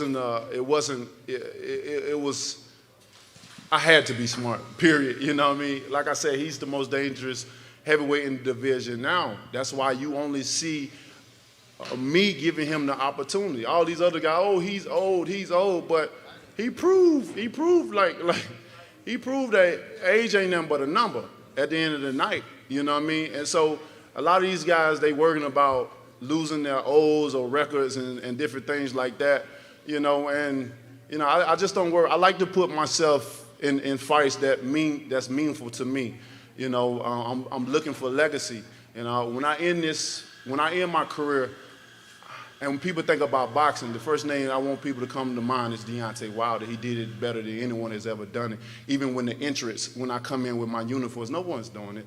You know, like I'm doing it, and you know, it ain't to boast or brag. It's just when I look at the landscape of things and when I see what people want and stuff, that's what I want to give. I want to give people what they want to see. That's dramatic knockout and nice fashion, and that's what I bring all the time. I'm a true champion. Who inspires your outfit? Myself, you know, and I got a great team as well. I got a great team that makes things for me, and we collaborate. Most of the time they have things planned already in their head, and we're working on the next outfit right now. Deontay, on your last fight with Ortiz, you were buzzed in the 7th round, and then you knocked him out in the 10th round. This time, in the 7th round, you knocked him out. What were you thinking before that knockout, and what did you see? Before the knockout, I was just thinking that I wanted to calculate his movement. It was one point in time where I think throughout the whole fight, we was both calculating each other. I would see that he was look down at my feet, and I would see that. See, I don't have to look down because my peripheral is amazing, so I can look in the eyes and still see his whole body. We was definitely, you know, like a tug of war, battling between the feet positionings. I wanted to get him at a certain angle before I really just threw the right hand, you know. I didn't really commit too much to the punches because it was just calculation, you know. And I had to do that with a fighter like Ortiz. You gotta do that, you know. You just can't go in there and do anything with him. He's too experienced to go in there. It'll be foolish of me, you know. And I'm not too naive to think that, oh, I'm the baddest man on the planet, I'm the champion, and I have power just to go in there and do anything. That's not me, you know. I give him all the respect. I respect him right now, and I respect him forever, you know, for the fighter that he is. He's a tremendous fighter. He has a tremendous skill, you know. I wish I had some of those skills. So if he retires, I hope that just come and wash out on me while I'm still here. But it was an amazing fight at the end of the night, and you can't ask more from two fighters in the ring. Okay. All right, champ, right over here. You're always... Your battle cry is the bomb squad always, but watching you tonight, I had you behind in this fight, but all during the fight, you know, you resembled more of a sniper to me tonight than anything else, because you had that red laser and it was on his head following him for 6 rounds, and I knew eventually you were gonna get him in the scope and pull the trigger. I mean, so I don't look at you, I look at you as more of a sniper than the leader of the bomb squad, at least in this fight. You know, when I made Bomb Squad and the war cry that I say, Bomb Squad, I wish I never created it because, you know, at this point in time, it takes too much of my energy. And it takes way too much. And at this point in time, you know, we count down how many times we're allowed to say it. Yeah, I wanted to pick. I'm a type of person that pick my shots. You know, I don't waste energy with just throwing anything. That's why you see me just patient. You know, patient was essential for this fight. I knew I had to be smart, and I wanted to be patient. I knew I was going to wear him down at some point in time in the fight. It was a lot of times where he was showing me where, like, I would hit him on the shoulders and the arms and stuff, and just smart things like that, hit him on the shoulders and the arms. And he would indicate to me, I would see his emotion on his face that it was hurting him and bothering him in different times. But I'm definitely a sniper rifle for sure, you know, especially with an opponent like I had. That's why they say boxing styles make fights. And you got to have different weapons in your bag. And I definitely have different weapons, you know, although people only see the rocket launcher that come out at the end of the night, you know, but at the end of the day, that's what makes great fights, and that's going to put me at the top of all these guys, you know, and just amazing. When you go back and look at the highlight reel, who you know, my highlight reel is stacking up. It's pretty nice. We still got about a half an hour left in the show. We're going to watch some more highlights, by the way, after the press conference. I'm like, who is this guy? You know, but I'm just blessed to be able to do what I do day in and day out, and just to share my energy amongst the world and display my talent. So I appreciate all the fans. I appreciate all the love and support that I've been receiving over the years. And you guys can only expect nothing but greatness from me from this point on, and great fights that I'm trying to give to the world and to the enemy. Like I said, I only have 6 years that I want to be in this sport. You know, this is a brutal sport. This is a sport where you know, it's a younger man's sport. It's a sport you can't stay in too long. And we've seen what can happen if you take too many blows to the head. And I don't want to be let's start with after this. We're going to start with Colin Smith, John Ryder, and then work our way through. Like I said, I'm gonna give my energy 6 more years, and I'm out of here. So, like I said, give me my flowers now. You ain't gonna regret it. Trust me. Thank you guys so much, and have a safe night. You got to do it with me, though. 1, 2, 3, Bomb Squad! Thank you very much to the champion, Deontay Wilder. Happy holidays to you and your family, champ. What a performance tonight.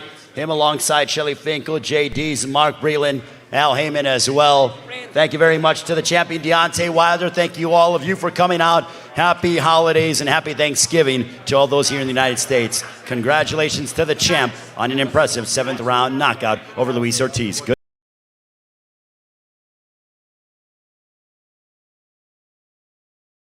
So, we got about a half an hour left in the show. I'm actually going to take about a 7-minute break to go get some more. I'm out of H2O. Get some more H2O. Get a snack. That was a long-ass post-fight press conference. You know, I really wanted to hear from Brandon Figueroa. But let's start with Colin Smith, John Ryder. I haven't watched the Concio card. I had turned off Conju was in the ring when Wilder and Ortiz was getting in the ring. So I'm going to actually watch that card in bed tonight. And I'm going to do my videos for that tomorrow. So for those who don't know, I'm taking a little brief hiatus. Brief. Next week is already going to be slow anyway in boxing. You got a card next Saturday, Matchroom, Cecilia Bracus over in Monaco. Going to be covering that. And then obviously, you know, we got a lot of work to do for Ruiz versus Joshua too, because we have credentials for that, and not many American media is going. So we have to really like cover that shit. Got a podcast coming out. I pushed everything back to the beginning of the year That way, like I've always wanted my fiscal year to start in January anyway. So for those who've been watching the channel, you can tell I've been kind of coasting, not putting out videos like that, doing more streams. But the platform that I've built, like it's watching the bed this morning. Yeah, this morning. Yeah, it's fucking 3 o'clock in the morning, right? Yeah. Yeah, I want to cover all 3 of those fights. Starting with Ellis Gomez. So let's go over to the zone. Let's go over to the zone. We're gonna keep that one open. Let's go over this way. And keep that one open and go over here. Let's go over to the zone. By the way, Tyson Fury is next for Deontay Wilder. Will it be February the 22nd or the 23rd? Let me check the calendar. I'm going to be going to that. And it's looking like I have a really, really strong chance, stronger than ever, of getting, the 22nd, of getting credentials. So my fight schedule is this. I decided I'm not going to New York for the Charlo fight or the December the 7th. No, the 22nd, right? I'm not going to New York for the Charlo Hogan fight or Crawford versus Kavaliauskas. But I'll be in Atlantic City January the 11th. Excuse me, for Jesse Hart's fight against Joe Smith. And I'll also be, obviously, Philly a week after. J-Rock Williams will be having a fight here in Philly against pretty much a no-name guy, like a defense of his titles. And then February, going to be heading out to Vegas, hopefully, if everything goes well. Well, depending on what happens with my daughter. So it's busy. And also, I've reached a point, I told you guys for quite some time, I've been extremely frustrated with boxing. Been great to see you. And I feel that maybe if I start covering other stuff, it's all done. Like I've done all the research I can do. I've done all the research I can do. Like shit is done. It's just waiting for me just to record. Why is this like this? What happened to this? Well, anyway, let's pull up the Callum Smith stuff. Obviously, we can't watch the fucking fight, right? I can show you some brief highlights, but at the same time, I really kind of don't want to because I got 2 copyright strikes in appeal. There's not the zone, but Sky Sports be on some dickhead shit.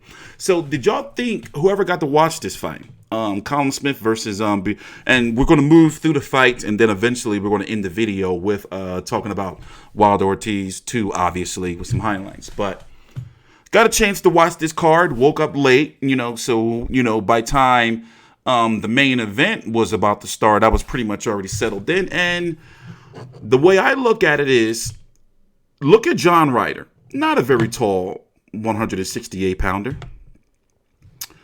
I think that Canelo can beat Callum Smith, but at the same time, you have to factor in fighters have like bad nights. Callum Smith had a bad night. Did he overlook John Ryder? Possibly. But would he have a better fight against Canelo? Yes, I believe he would. But one thing this showed is that, Canelo can get to him. Callum Smith needs a big fight. And the only really, really big fights he can get is Danny Jacobs or Billy Joe Saunders. Now, it all depends on who Canelo wants. If Canelo says, I want Billy Joe Saunders, then we'll probably see Callum Smith versus Danny Jacobs. If Canelo chooses Triple G, or somebody else, then no reason why we shouldn't see Billy Joe Saunders versus Callum Smith. Or what if he chooses Callum Smith? Canelo was not a legitimate champion at 168 pounds. I don't count that WBA world bullshit. Callum Smith, he's got the ring. WBA Super World. And if the WBA had any fucking integrity, they would order the fight. Let's go to the post-fight interviews.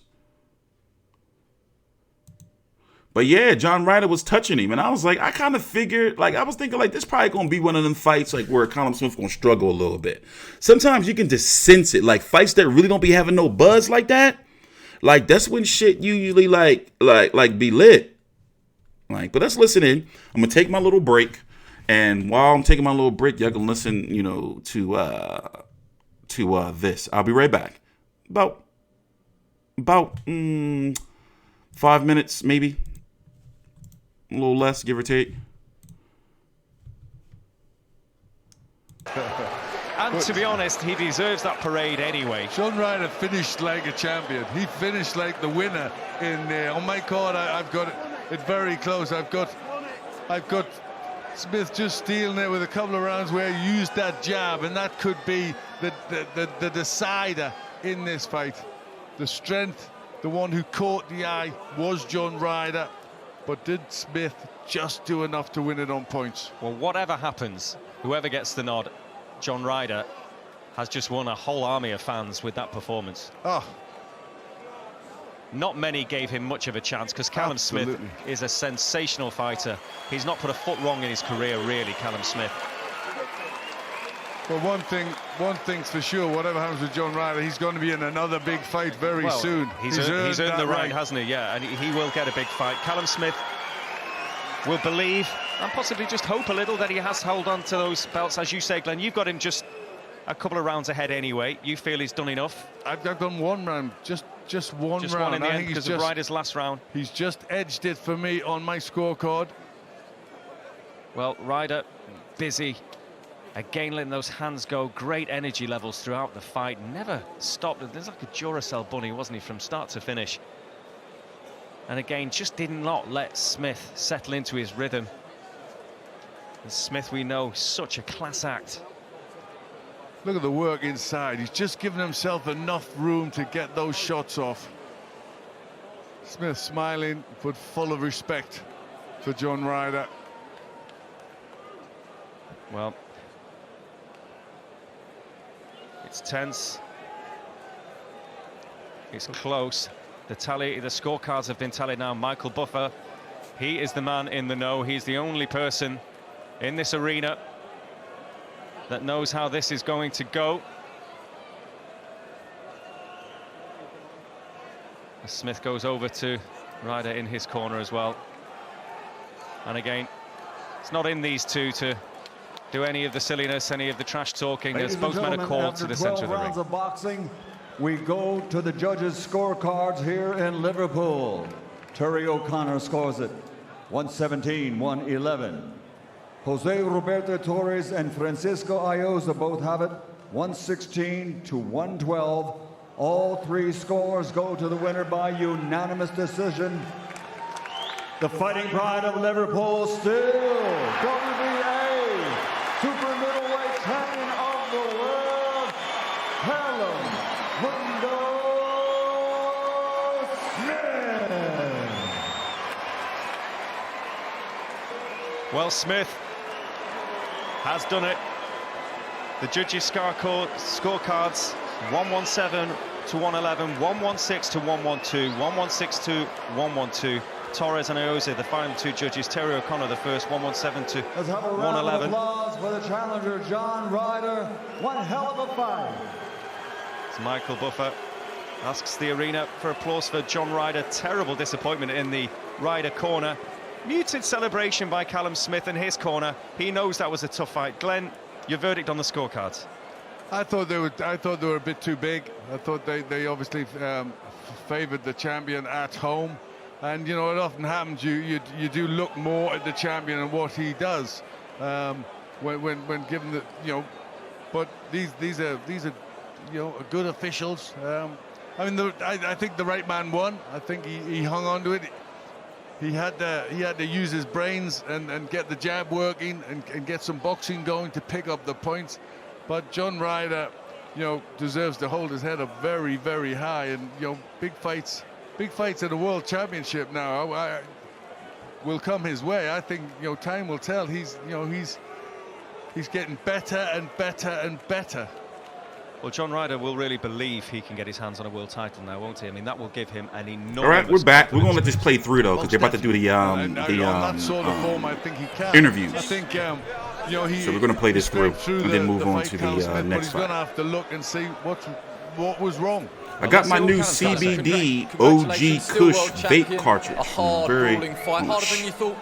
Yeah, definitely. Listen, I didn't underestimate John in training. I knew he was a tough fighter. I knew it was going to be that type of fight. He was going to get really close and stop me from doing what I'm good at. It wasn't the best performance, but I thought I won most of the early rounds. I thought I only lost 1 or maybe 2 out the first 8, and then he worked hard to give him his due towards the end, but it wasn't the best performance from myself, but I think I was due a bad one, and first time getting a cut in a fight, so it's little boxes ticked moving forward, and I'll be a better fighter because of it. Yeah, that's the first thing I've noticed being up close to you. It's 2 or 3 nasty cuts on the inside of your eyelid there.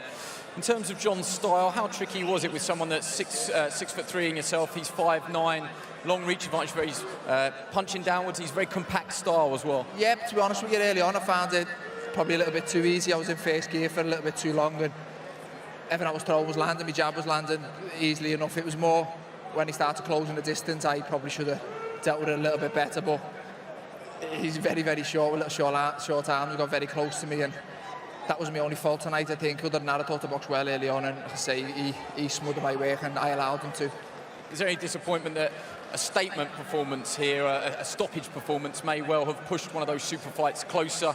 Instead, it's a points win where you say you perhaps didn't box as well as you could have. Yeah, listen, there always is. I'm a perfectionist. I always want to do the best as possible, and even in my best performance, I'm never satisfied. I always criticise myself, and I always want more and want better. And you never know, a below par performance might encourage the better fighters to fight me now. They may see I'm probably not as good as they thought I was, but listen, I know how good I am, I know how good I can be. That was nowhere near the best of me tonight, and better the opponent, I will raise my game. Never heard you scream and shout for opponents, but this is your opportunity and your platform. We're going to talk to Eddie Hearn about what you want to do next, but one of those things that keeps getting mentioned is Anfield in the summer. Is that your #1 priority, and if so, who against? Yeah, listen, if it's possible, I'm not going to say no to it. I do want that, and I want the best names in the division. I'm not disrespecting John Ryder, but this isn't a fight. There's no fear tonight. I didn't believe John Ryder was good enough to beat me. There's fighters who I believe are good enough to beat me if I don't perform, and that's what always brings out the best performance in me, and that's what I want now. I want the big names. It's up to this man to hopefully deliver them for me. Is that Canelo? Is that Billy Joe Saunders? Or is that a big money fight up at light heavyweight? Either, any of them. I just want a big name where if I turn them like tonight, I'll lose, and that fear brings out a better performance in myself, and I feel I need that. Congratulations, Eddie. I will come to you eventually, but if I could just grab John Ryder. John, commiserations. Just how heartbreaking is it to push someone so close and it not go your way? You know what, I've gone in against the world #1 there. I feel I pushed him all the way. I feel like I just edged it. Didn't get decisions tonight, but I feel like I've proved my state in the world scene, and I do deserve to come again. Outside of your inner team, certainly with the bookmakers, nobody really gave you a chance. Did you always believe you could come here and push him that close and ultimately win? Yeah, desperately. Definitely, sorry. He's a great fighter, but I live and breathe this sport. And the sacrifice I'm making this is unbelievable. I leave my family, I relocate, I live with my strength conditioner Dan. I'm there day in, day out with Tony, and it's just the sacrifices I make for this sport, and it's just, we've not had rubber green lately, but that's just boxing. Scorecards, 117, 111, 116, 112 twice. Do you feel you're harshly treated on the cards there? Yeah, I feel that was harsh. I feel like I forced the fight a lot. He was just nicking rounds, if that. I feel like I've done enough to win that. Boxed for the British title 3 times, and lost for it 3 times. We're going to walk away from the sport. You're glad you didn't, and do you believe you can come again? Definitely. Look, I've lost for the British title 3 times. I've come back and I fought for a world title against the world #1. I think I've done more than enough to show that I'm credible for this, and I will definitely come again. Hard luck to you tonight. Promoter Eddie Hearn, your thoughts on the fight first, from both men's perspectives? I thought it was a great fight. I thought Callum Smith dug in. I thought John Ryder was exceptional. I thought it was a close fight. Felt Callum Smith, champion, put in a great performance. John was great. It was a great British domestic fight, and like Callum said, John came in, this was his golden opportunity, raised his game, put in a great performance, and now Callum moves on, to take these mega fights. But I thought Callum was great, and I thought John Ryder was exceptional. One on John first. Do you believe he's proved that he belongs at this level? 100%. People doubted John coming into the fight. He's a world-class fighter. He proved that tonight. He'll be back, and I believe he'll go on to challenge for the world title again. Callum Smith very disappointed in his own performance, most notably because he wanted to make a statement and push you to deliver the fight that everybody's asking you to deliver. What can you go away and do now? Everyone's pushing you for a Canelo, a Billy Joe Saunders, and an Anfield fight ultimately in the summer. Well, sometimes when you don't put in a blistering performance, it's a lot easier to make fights. We saw, even with Billy Joe Saunders recently, got a great knockout victory, didn't look great, and all of a sudden the phone starts ringing. The phone hasn't been ringing for Callum Smith because he's looked fantastic. Now, after a solid performance, you'd be surprised. You know, I've had a few texts during the fight saying, we'll have Callum Smith next, and all of a sudden... Who were the texts from? Who's been calling Eddie Hearn about Billy Joe Saunders? Maybe he's not, you know, as untouchable as we thought. But sometimes when you get a great performance from someone like John Ryder, you know, it's going to be tough. It was never going to be easy for Callum Smith tonight, but I really feel now after 2 defences, he needs to be taking those big legacy and career-defining fights, whether that's stateside or whether that's Anfield. Thanks, Eddie. Well, interesting, the thoughts of Callum Smith, John Ryder, Eddie Hearn, Callum Smith, Glenn McCraw. But yeah, to me it was a close fight, and a fight that I have to go back and watch again, likely tomorrow, because as it stands right now, you know, the cards were wide as shit, you know, and it was his hometown of Liverpool, you know, so you got to factor that in. We can't talk about Cantillo versus Alvarado, even though Alvarado is now the new WBA world champion, should be WBA super world champion, fight Leo Santa Cruz for the fucking WBA make me so sick. I get sick of the WBA. Do you guys even care about Brandon Figueroa? What did you think about his fight? Here, let me pull that up since it's already actually still up, I believe. What did you think about Brandon Figueroa's fight? I wasn't like, you know, I wasn't like wowed. Like, as I was saying, no disrespect to Brandon Figueroa, but he fights just like his brother. And when I started covering his brother about 4 or 5 years ago, I said eventually, like, this style he got, once he meet a boxer, you know, it's going to catch up to him. You know? So let's see if PBC uploaded their highlights. I have my own highlights, but, you know, I like to, you know, help people out.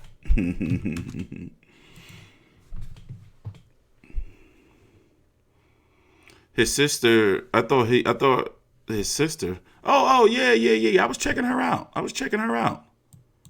But Deontay Wilder. But once again, like, you know, like, she looks like Omar, but like a female, like, model and shit. But, like, I still see Omar, you know? Poor fucking Ortiz. What was he thinking? You know, what was he thinking? He dropped his hands. It was the end of the round. But eventually, if it didn't happen that round, it could have happened in another round. And he was touching, like, even though it wasn't a high punch output fight, it was highly tactician shit. You know, these type of fights make Wilder better. The third round. Successful for Luis Ortiz in this as well. We saw a big left hand, a big... You know? Here, let's go to the stoppage. It was ugly, man. Oh, breaks down his KO. Did they show the KO? They just talking about it. Man, show the fucking KO, Fox. You motherfuckers. I see what it is they want to make sure that you know, whoever running the social media shit, they want to make sure that people buy the pay-per-view. Like, but it's like, bro, like, in this day of Instagram and social media and shit, like, bro, ain't nobody trying to hear that shit. Show the fucking highlights, man. I know people get on me like, yo, you need to show the highlights. Well, that's different from me. I'm not the fucking, you know, like, source. My job is to report on the news. But anyway, let's talk about pay-per-view buys before we go into these other fights. How many pay-per-view buys do you think this fight is going to do? I have a 150,000 to 200,000 type vibe. Now, don't get me wrong. I don't trust everybody's numbers. I don't trust Mike Kopinger's numbers. I don't trust his numbers. Because if you knew a lot of things about, like, this media shit that I know in regards to, like, yo, I don't trust those numbers. You think I trust those numbers? No way. Not from Kopinger. Like, I trust Kevin Iole or Lance Pugmire. But now Lance Pugmire may be contaminated because he's over there with fucking Kopinger. 125K. How many of you actually, you can be honest with me, even though you're going to piss me off and I'm going to cuss you out. How many of you purchased the fight? You don't see, like, how many of you bought the fight? No matter of fact, how many of you streamed the fight? No, the numbers are not going to be officially released. How many of you sons of bitches streamed the fight? Listen. That's your right. You are the people, all right? Y'all can do whatever the fuck you want. Even though I don't like it, if you're going to stream the fight, I know you guys are degenerates. Fucking dookie stains, skid marks on the underpants of society. Ego's a retard, so let's not even talk about that. You guys, you break my heart. Oh, you break my heart. And y'all be so proud saying y'all stream too. That's what be making me mad.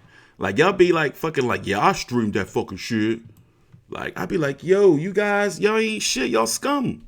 Like you're low down. Like you're low down. And I understand if you can't afford it, right? I understand that. But a lot of you can afford it. I bet you got your weed. Niggas got bills. I bet you got your weed. Huh? You got those new Nike Air Maxes, right? You got your 2K, you got your Madden. Over in the UK, you got your FIFA. But y'all watch it free on Sky. But, yo, 75 is steep. And for a person he already knocked out. So, yeah, this was a hard sell. This was a hard sell. This was a hard sell. But where does Luis Ortiz go? I see a tune-up-ish fight, a win, and then like a fucking Adam Kownacki, a Charles Martin, or Efe Ajagba. Not likely Efe Ajagba because he's still moving up. But I definitely see Luis Ortiz versus Adam Kownacki. That's very PBC-ish.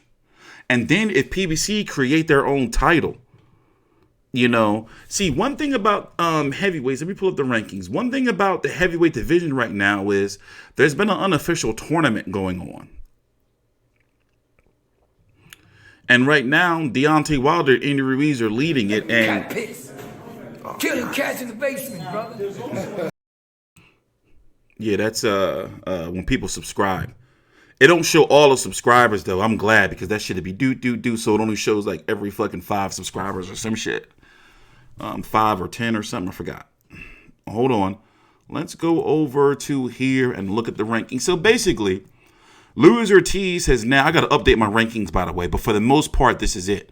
So FightView360.com. I'm going to be focusing a lot more on my website the next couple of weeks as I'm going into. I got to be honest with you guys. For those, I'm going into hiatus. For those who have been following me, as you know, I'm not really on social media like that anymore. And I kind of like it. But yeah, that's when Angel Garcia, I had interviewed Angel Garcia. It was a media day for Danny Garcia. And I was asking him like about, I told you guys a story many times about like, him not being a racist. And he started saying he doubled down and started saying more racially insensitive shit. Like that Chinese people keep cats in the basement and he cooks them and they cook them. And that he was wondering why is beef and broccoli only $3? I'd never seen $3 beef and broccoli. The Chinese store? Or he calls it beef and barclay. Barclay and beef. And he was like, how is beef and barclay only $3 and beef is expensive? And so he really doesn't like Chinese food from what I've got from it. But anyway, moving on. Luis Ortiz has been eliminated from the unofficial tournament. Dylan White right now is in limbo because people want his B sample. I want the B sample too. Shit. Fuck it. I want that B sample. Remember Shannon Briggs got eliminated by because of PDs and shit. Who else got eliminated? Who got eliminated recently? I forgot. Who got eliminated recently? Like within the last year.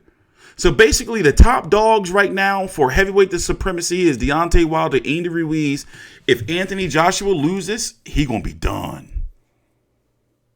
He gonna be done. Like if he loses, he's done.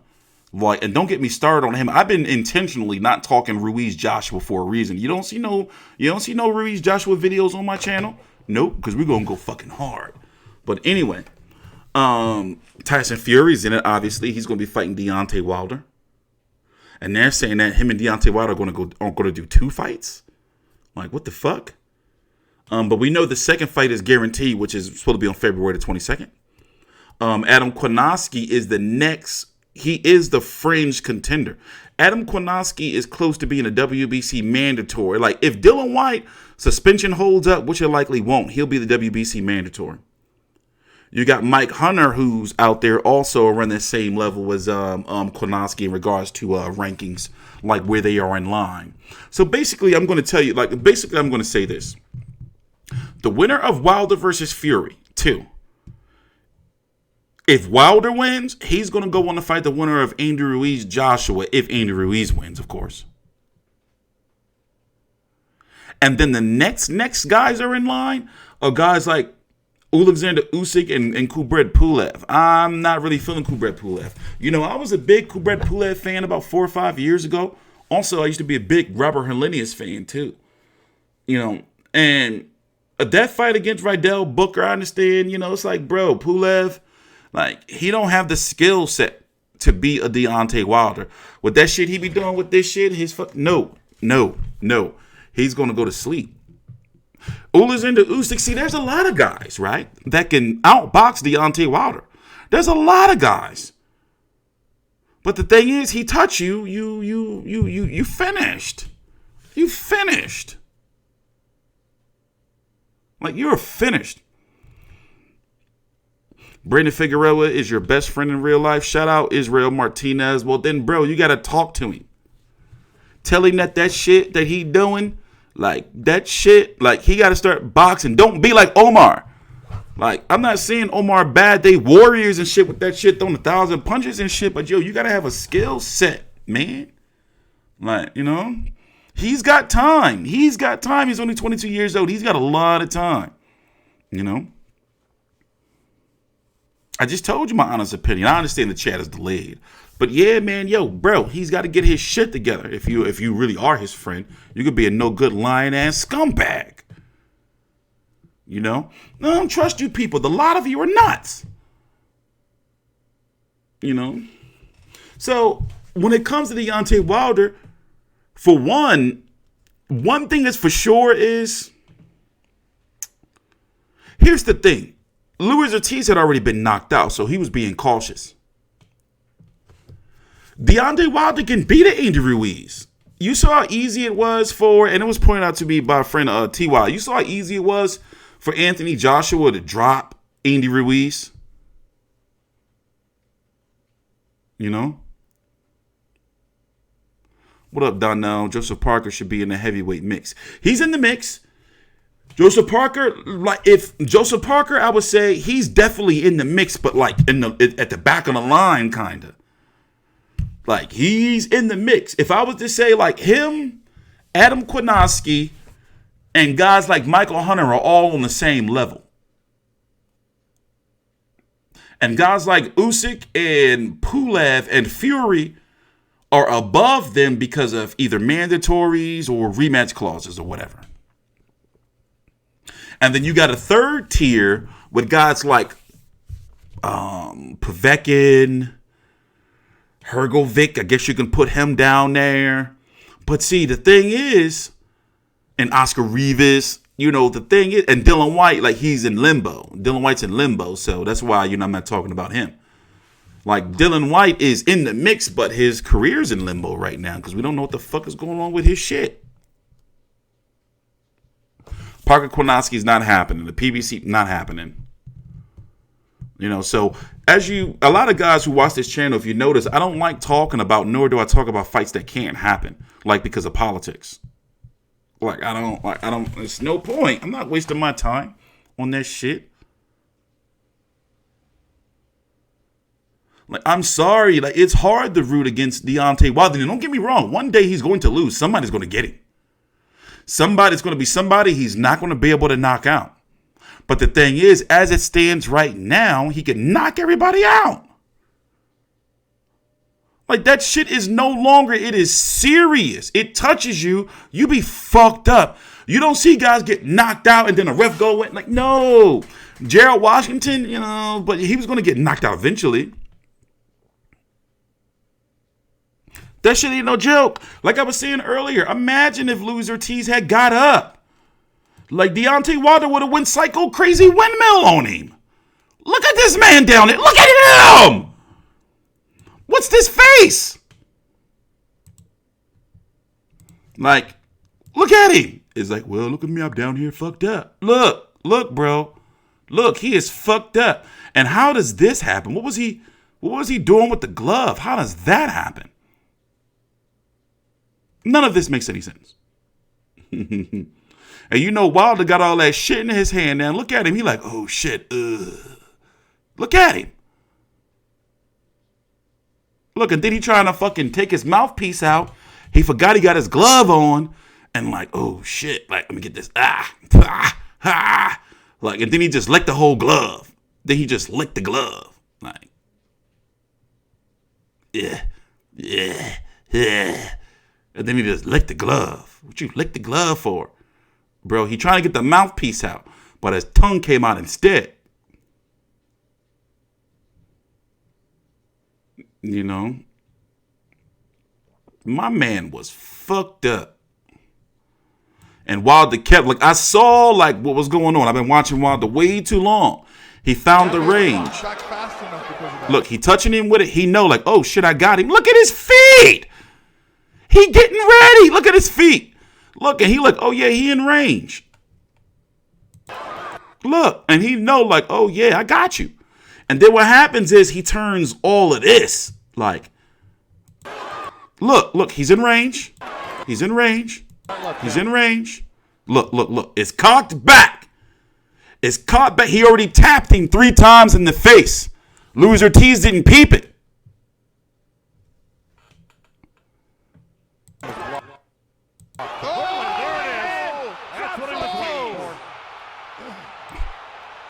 Look, bro, fucked up. No, bro, that's your tongue.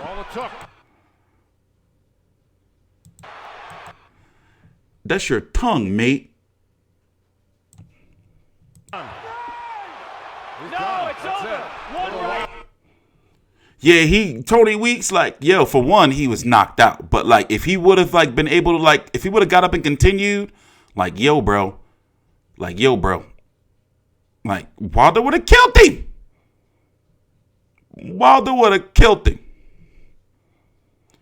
But I bet you it's some people that's going to be like, yo, it was a fucking fix. The fix was in.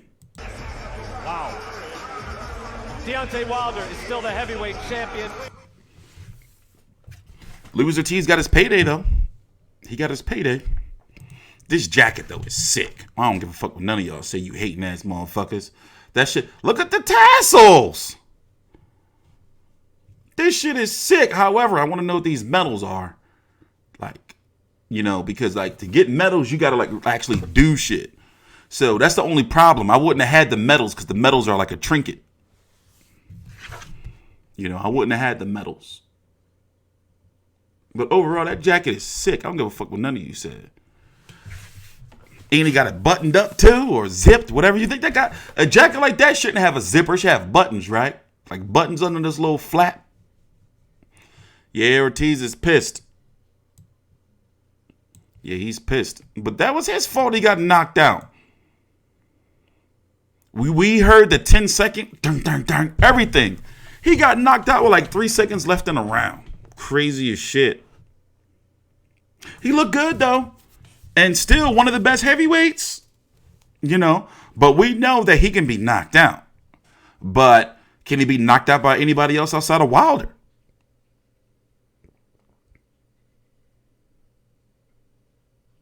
You know?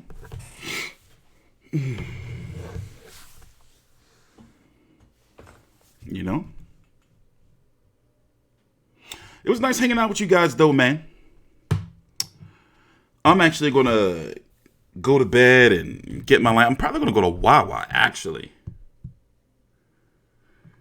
I wanted to drive into Chinatown before the restaurant closed, but they closed. I was going to eat there by my motherfucking self, for real, for real. Street Controversy with FightView360.com. I am going to put out my videos on Kanju and versus Manny Robles and Concio versus Rene Alvarado tomorrow or later on today. Street Controversy with FightView360.com. Please subscribe. Wow. Something unexpected is always exciting. Yeah. Wow. Wow. Deontay Wilder is still the heavyweight champion.